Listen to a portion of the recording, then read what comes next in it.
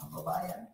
Kaya nga po, meron ng mga, I think, close to 700 accounts and insurance policies that have already been frozen through the AMLC. At ito po, nagre-request na rin tayo ng freezing. Ibig sabihin nito, hindi pwedeng ibenta. At kung merong mga kababayan tayo na nakikipag-transaction dito at gustong bumili ng mga sasakyan na ito, dito sa mga tao ito, magdalawang isip na po kayo kasi pati po kayo madadamay dito kapag binili nyo itong mga assets na ito, itong mga sasakyan na ito. Kaya po namin isinupubliko ito ngayon para i-warn na rin ang publiko na huwag kayo makikipag-transaksyon sa mga taong ito kung meron silang mga pilit na ibinebenta. Huwag niyo pong bibili ng mga asset na yan kasi yan po ay malamang ma-freeze na rin ng ating mga otoridad sa mga susunod na araw. Kailangan pong maibalik ang pera ng ating mga kababayan. Finally, ang CAAP po, wala po silang nakitang mga air assets dito sa 26 individuals na po. Wala. Pero, nag-report na rin po ang CAAP sa mga air assets ni Congressman Zaldico. At ito po ay isasubmit na rin natin sa AMLC, sa ICI, at sa DOJ. Alam niyo naman po, nagsabi na po ang DOJ kahapon na pinapa-freeze na nila sa AMLC ang assets. So, para tulungan natin ang investigasyon ng ICI at ng DOJ, susulat na po kami ngayon dahil nagpadala na po ng sulat ang CAAP sa amin, si General Raul Del Rosario, sa 11 registered air assets ni Congressman Zaldico, which I will show you today. So, total of 4.7 billion pesos value of air assets ni Congressman Zaldico registered to various companies outlined here. So first, under Misibis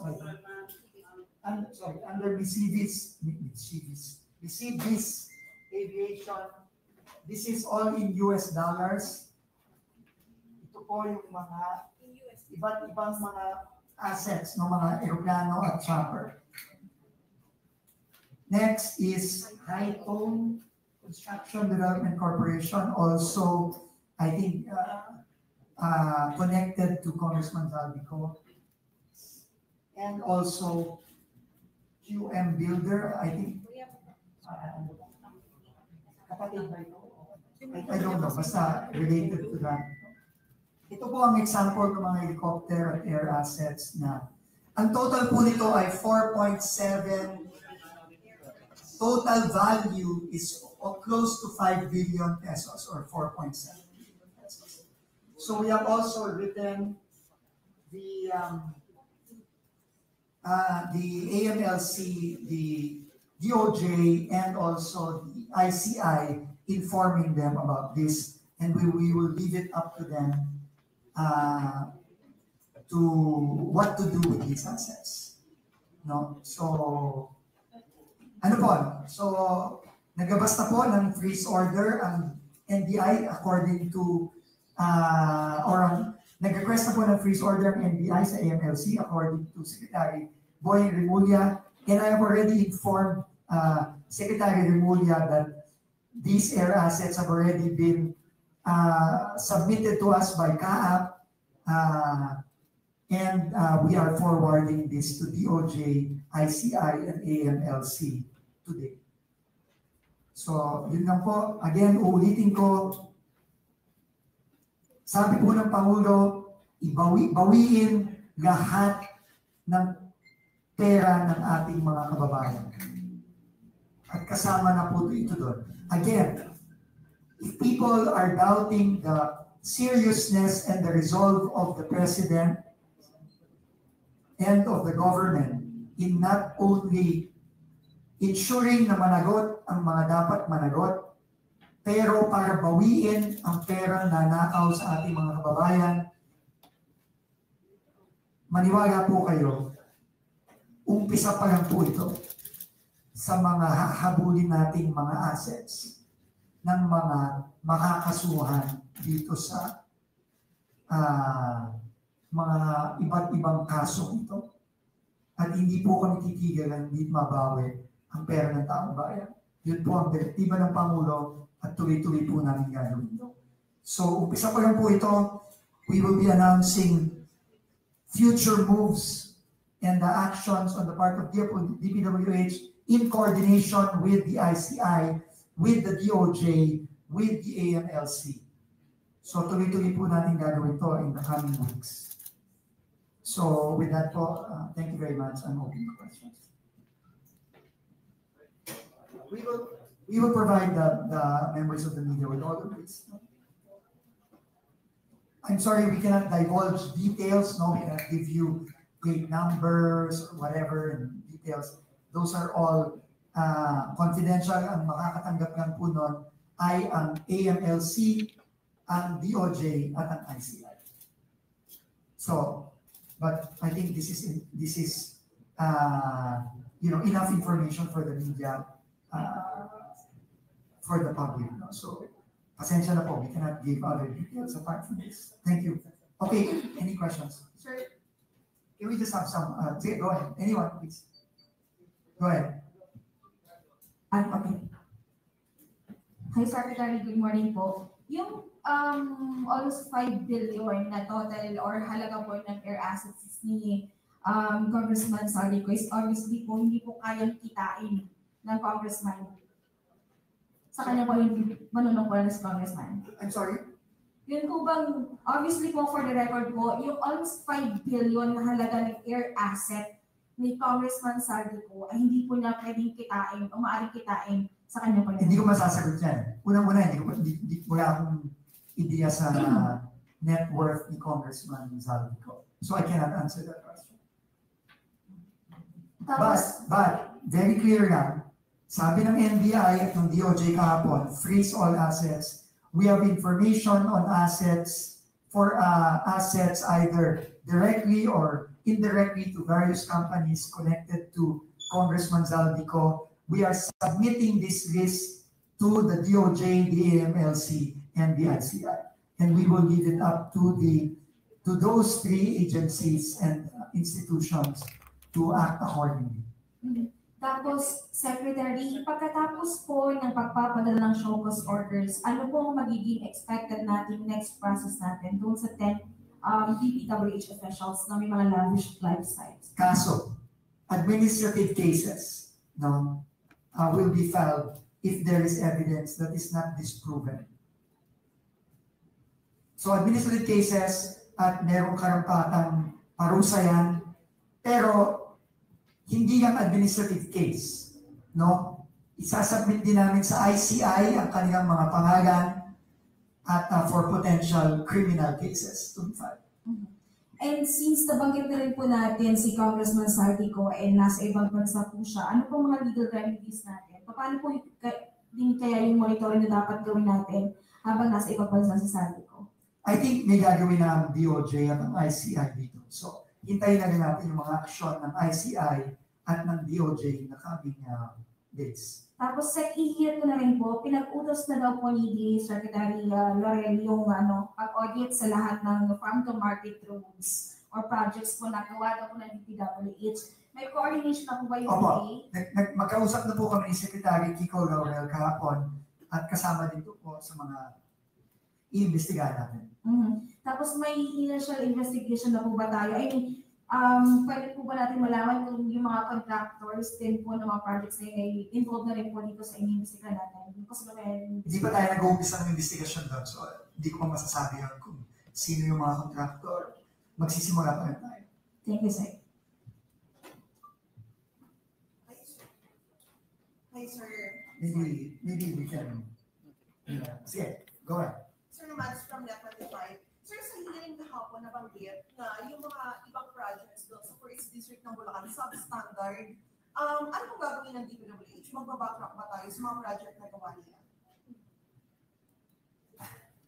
Wala. So, sa lahat ng mga nakita namin, hindi ako nagugulat dun sa sinabi ni Bryce Hernandez. Pero, tingin ko hindi lang to first district of Bulacan. Tingin ko ito, makikita natin all over. At syempre, kailangan natin ayusin lahat yan. At kailangan natin i-correct. No, kaya hindi talaga madali ito. These are thousands of projects all over the country. So we have no choice. We have to fix that. I don't know how yet. I don't know how long it will take, but we have to fix that. And those contractors have to pay for them. Yung contractor ang mananagot dito. At kung sino man ang kasabot niya.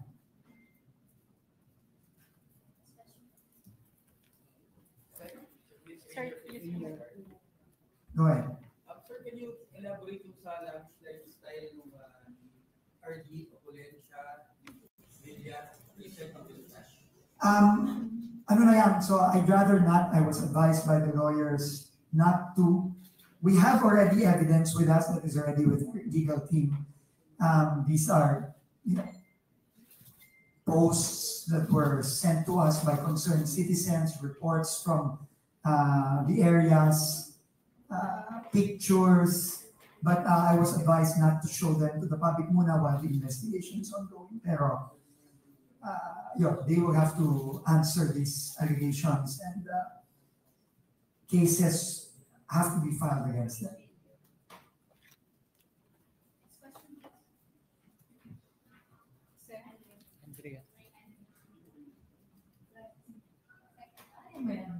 Hi, Zach. Like from time of writing to AMLAC, to DOJ, how fast po kaya can the freeze order? Well, ano naman, tingin ko mabilis. No? Kamukha nung ginawa natin last week dun sa unang kaso. Pag may freeze order, parang within a few days nakakakuha sila ng freeze order. So, so hopefully mabilis yan. No? Kagaya nung nakita natin bilis ng BSP at ng AMLAC last week. Yes, ma'am. Sa isa lang clarify ko lang. Sorry. Ma'am, papatay ka. Clarify ko lang, sir, because you started with the RDs na and the district engineers, but there have been observations, of course, na di ba hindi lang dyan. It started from the first stage, even from the Bids and Awards Committee. So, may nandun na ba tayo sa track na yun na from the concept, from kunyari the back, and then awarding it, and Yes. Ang direktiba ng Pangulo, top to bottom cleansing. Top to bottom. Kaya mapapansin niyo po, doon sa unang kasong final natin at doon sa mga susunod na ipa-file din ng ICI na sinabit na natin base sa sinabit natin mga ebidensya at dokumento, top to bottom. may tinitingnan na ba kayo, sir, na mga involved with bids and awards, are you Yes. looking into them? Yes. And we have already filed. There. Doon sa una pa lang, meron na doon. So, this is top to bottom. Every step of the way. People have to account for this. Every step.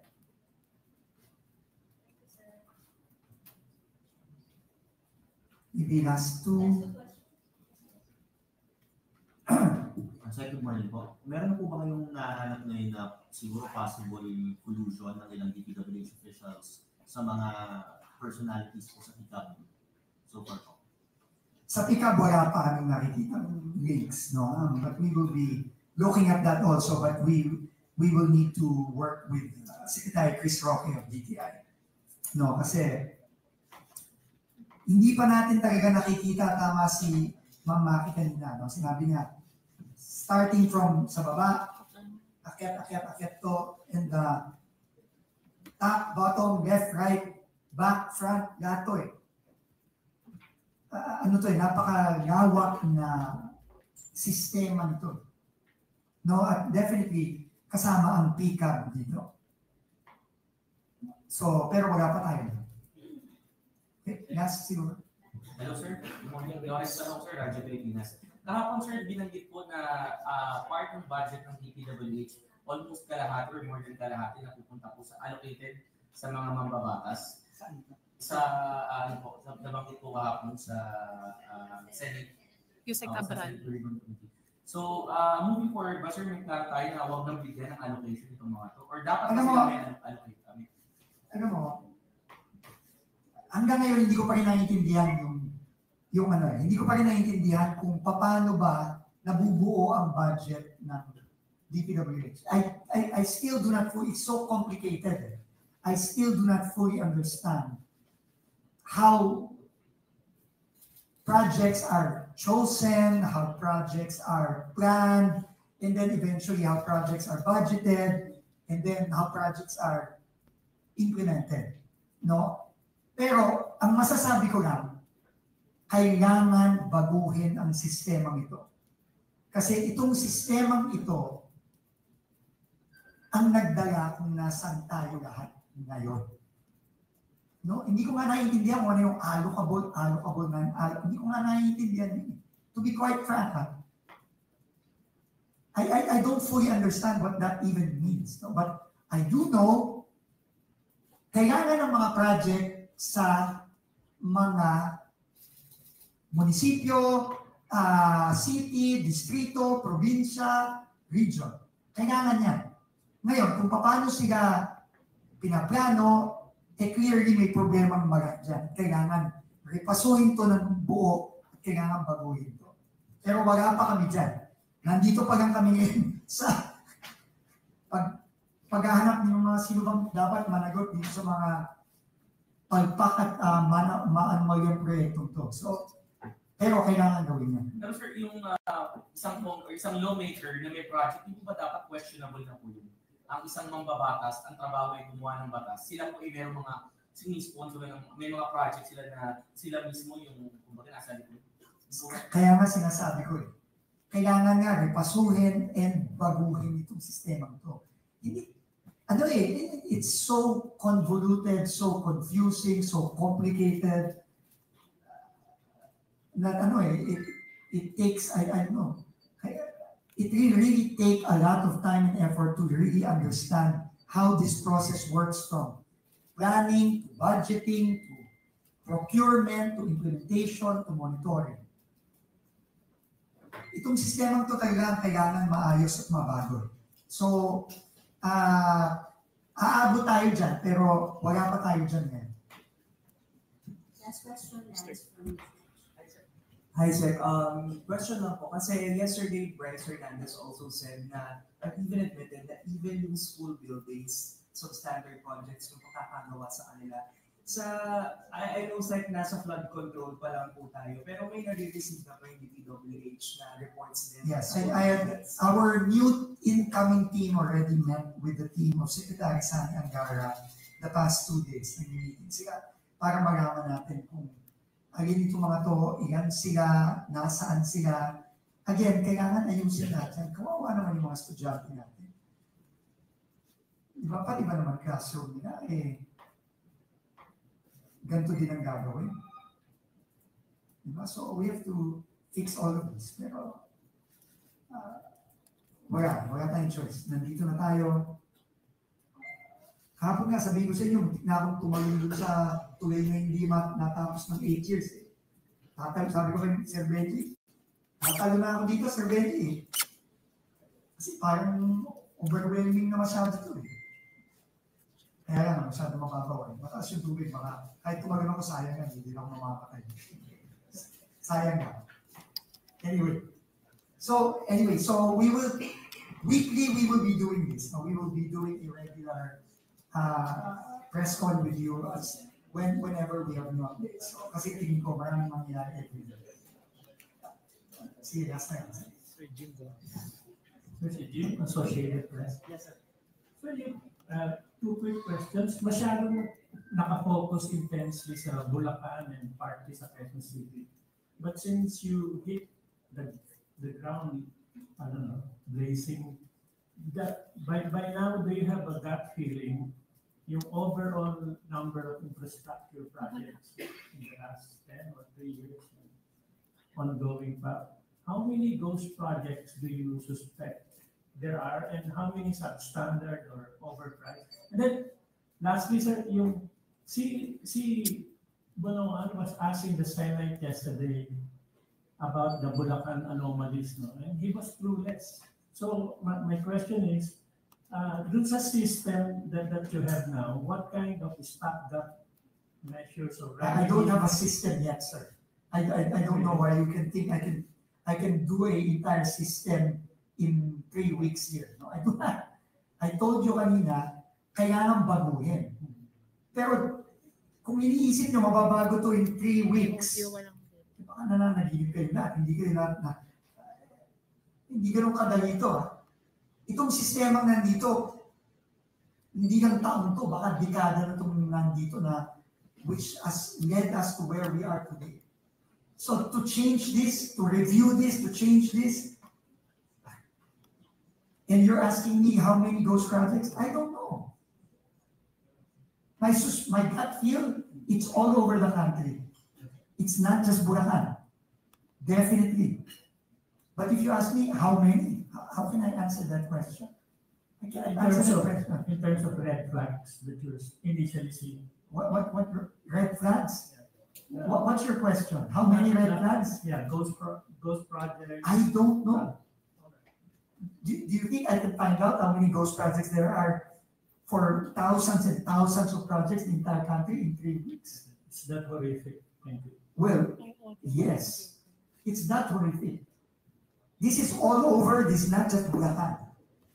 Okay? So it's going to take, I don't know, months, maybe years for us to find out how bad this is.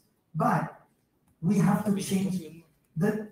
Ang ugat nitong problemang to ay yung tao at sistema. Nasa tao pa lang tayo ngayon. Nasa tao pa lang tayo. Yung mga taong kailangan managot, nandun pa lang tayo ngayon. Yung sistema, matagal yan, mahirap yan. So, we will try our best to work as fast as we can, but wala pa lang ako kasama dito. Nag-isa pa lang ako.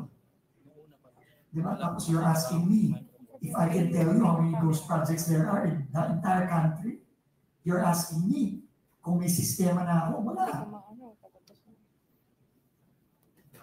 Okay?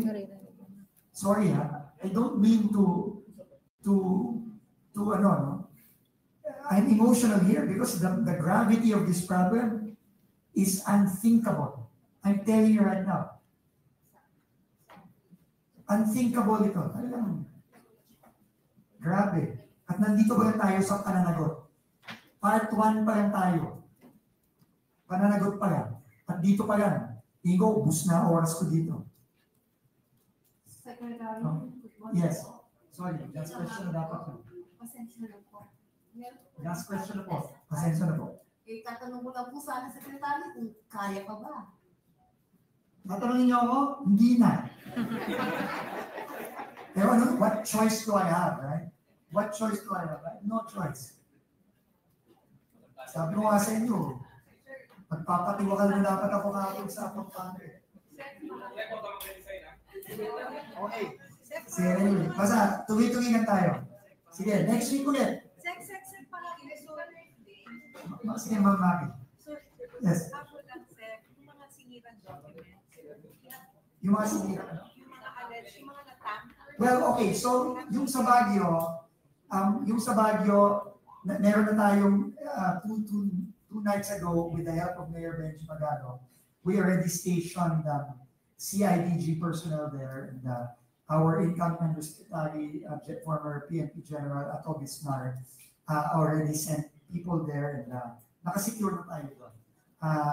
So, uulitin ko, naglabas tayo ng dalawang order, at again, sasabihan ko lang ngayon, to all DPWH officials, kung meron kayong plano na manira ng dokumento, at mag-tamper ng dokumento, magdalawang isip na kayo. Huwag nung gagawin yan kasi mahuhuwi din namin kayo at mabigat ang parusa ninyo.